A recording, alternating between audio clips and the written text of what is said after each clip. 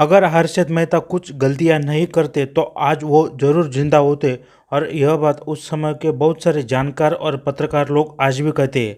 आज इस वीडियो में हम देखेंगे कि हर्षद मेहता ने कौन सी गलतियां की जो उनको नहीं करनी चाहिए थी।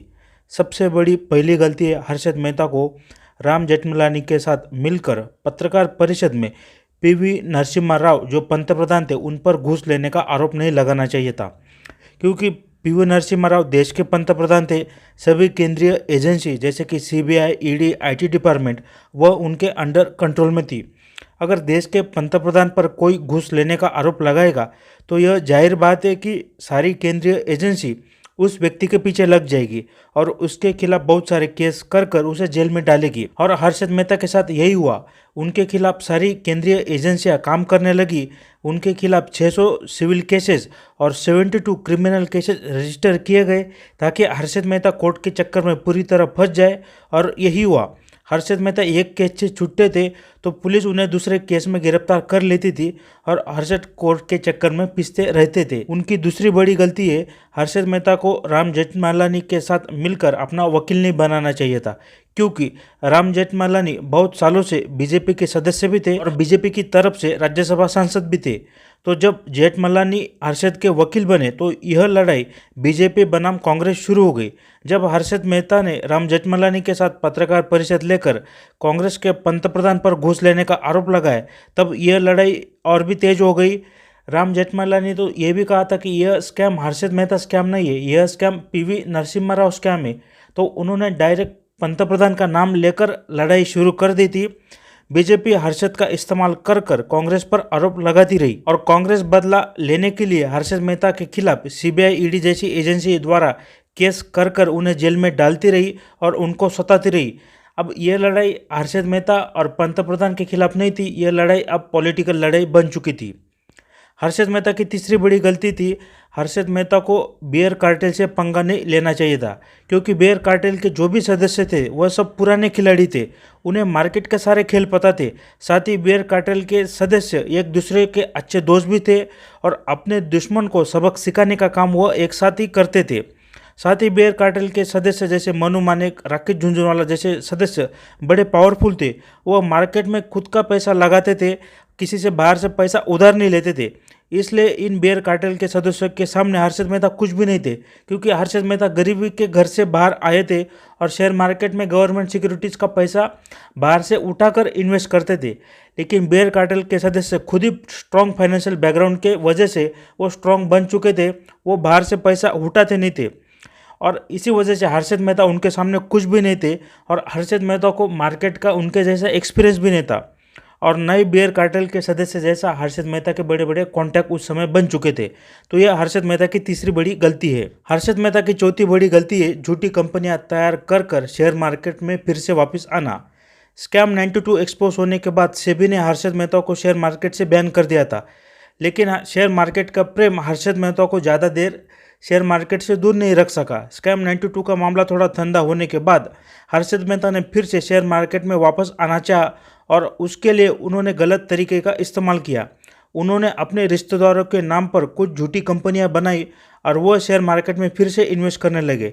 लेकिन यह बात जब सीबीआई के अधिकारियों को पता चली और झूठी कंपनियों की वजह से कोर्ट और सीबीआई उनसे और सख्ती से पेश आने लगे, हर्षद मेहता का जब आखिर में देहांत हुआ तो कंपनियों के केस के लिए कोर्ट ने उनको जेल में रखा था और उसी केसेस के कारण हर्षद मेहता का निधन जेल में हो गया था। तो हर्षद मेहता की चौथी बड़ी गलती थी कि उनको जो कंपनियों को बनाकर उनको शेयर मार्केट में वापस नहीं आना चाहिए था। हर्षद मेहता की पांचवी बड़ी गलती है लोगों को पैसा दिखाना। शेयर मार्केट में स्कैम कर कर हर्षद मेहता बहुत पैसा कमा रहे थे, लेकिन शेयर मार्केट में उनसे भी ज़्यादा पैसा कमाने वाले लोग उस वक्त मुंबई में थे, जैसे मनु मानेक, राकेश झुंझुनवाला। लेकिन वो लोग कभी पैसा दिखाते नहीं थे, ना बड़ी गाड़ी, ना बड़ा बंगला, ना बॉडीगार्ड। लेकिन हर्षद मेहता को पैसा दिखाने का बहुत ज़्यादा शौक था और इसी की वजह से हर्षद मेहता प्रॉब्लम में फंसे। हर्षद मेहता को इतना शौक था कि उन्होंने 29 फोर व्हीलर गाड़ियाँ खरीदी थी। यानी 29 फोर व्हीलर गाड़ियाँ बड़े बड़े नेता, बड़े बड़े फिल्म स्टार, बिजनेसमैन के पास नहीं होती थी, लेकिन शेयर मार्केट के एक ब्रोकर हर्षद मेहता के पास 29 फोर व्हीलर गाड़ियाँ थी। 15,000 स्क्वायर फुट का एक आलीशान बंगला मुंबई में था जिसमें स्विमिंग पूल भी था। तो हर्षद मेहता को ये पैसा दिखाने का शौक था, लेकिन जब उन्होंने लेक्सस 400 यह 45 लाख की महंगी गाड़ी खरीदी तो उसकी न्यूज़ पूरी दुनिया में बनी, खासकर पूरे भारत में उनकी न्यूज़ बन चुकी थी कि हर्षद मेहता ने 45 लाख की गाड़ी खरीदी। तो मनुष्य की एक नेचुरल टेंडेंसी होती है, अगर कोई ज़्यादा पैसा कमाने लगे, ज़्यादा पैसा दिखाने लगे तो उसके दुश्मन अपने आप तैयार हो जाते हैं।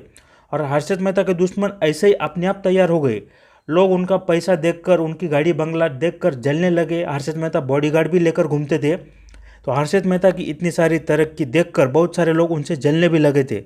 तो इसी वजह से उनके दुश्मन अपने आप बहुत सारे बन चुके थे, और वही दुश्मन हर्षद मेहता के खिलाफ काम करते रहे। उनको समझ में नहीं आया कि अपने कितने दुश्मन बन चुके हैं। हर्षद मेहता की छठी बड़ी गलती है सरकारी एजेंसियों से पंगा लेना। जब हर्षद मेहता की उम्र सिर्फ 37 ईयर थी, तब उन्होंने 91-92 इस फाइनेंशियल ईयर में 28 करोड़ का एडवांस टैक्स पे किया था। और इसी 28 करोड़ के एडवांस टैक्स ने सरकारी एजेंसियों जैसे आईटी डिपार्टमेंट, सीबीआई की और ईडी की नज़र हर्षद मेहता की तरफ पड़ी। और उसके बाद यह एजेंसी हर्षद मेहता के खिलाफ चुपचाप से जांच करने लगी थी। लेकिन जब हर्षद मेहता का स्कैम बाहर आया, तब यह सारी एजेंसियां हर्षद मेहता के खिलाफ तेज़ी से काम करने लगी थी। जब हर्षद की जांच को शुरू किया गया और उन्हें जांच करने के लिए सीबीआई दफ्तर बुलाया गया, तब हर्षद मेहता बहुत तेज़ी से बात करते थे, बहुत गुरूर में बात करते थे, और मेरी पहुंच दिल्ली तक है यह बात करते थे। तो इन बातों ने भी सीबीआई अधिकारियों को गुस्सा दिलाया, क्योंकि एक ब्रोकर इतना बड़ा बात करता है, दिल्ली से कनेक्शन होने की बात करता है, इसलिए सीबीआई अधिकारी और तेज़ी से उनके खिलाफ काम करने लगे। उनके खिलाफ ज़्यादा केस उन्होंने रजिस्टर किए। हर्षद मेहता की सातवीं बड़ी गलती थी पॉलिटिकल लोगों से पंगा लेना। पीवी नरसिम्हा राव पर हर्षद मेहता ने घूस लेने का आरोप लगाकर हर्षद मेहता ने पॉलिटिकल लोगों से बहुत बड़ा पंगा ले लिया था। उस समय महाराष्ट्र में भी और देश में भी कांग्रेस की सरकार थी, तो यह सारे कांग्रेस के महाराष्ट्र और देश के लोग हर्षद मेहता के दुश्मन बन चुके थे। साथ ही जब हर्षद का स्कैम बाहर आया तो संसद में इसके ऊपर भी हंगामा हुआ। सारी पॉलिटिकल पार्टी हर्षद पर कार्रवाई करने की मांग करने लगे थे, क्योंकि उनके सामने कल का हर्षद छोकरा था जो आज इतना बड़ा ब्रोकर बन चुका था। और यही बात बहुत सारे पॉलिटिकल लोगों को, जो संसद में सांसद थे, उनको यह बात जज नहीं रही थी, उनको यह बात पसंद नहीं आ रही थी। तो वो संसद में हंगामा कर कर हर्षद मेहता के खिलाफ कार्रवाई करने पर जोर दे रहे थे। और यही बात मैंने पिछली बात में भी बोली थी कि हर्षद मेहता का पैसा दिखाना उनका सबसे बड़ा दुश्मन बन चुका था। लोग वो पैसा देखकर सोचते रहते थे कि हर्षद मेहता के पास इतना पैसा कैसे आ चुका था, कल का एक छोकरा आज हजारों करोड़ों में कैसे खेल रहा है। तो इसके वजह से बहुत सारे पॉलिटिकल लोग, बहुत सारे पार्टियों के जो सांसद थे, वो भी उनके दुश्मन बन रहे थे। और वही सांसद संसद में हंगामा कर कर हर्षद मेहता के ऊपर कार्रवाई करने की मांग तेज कर रहे थे।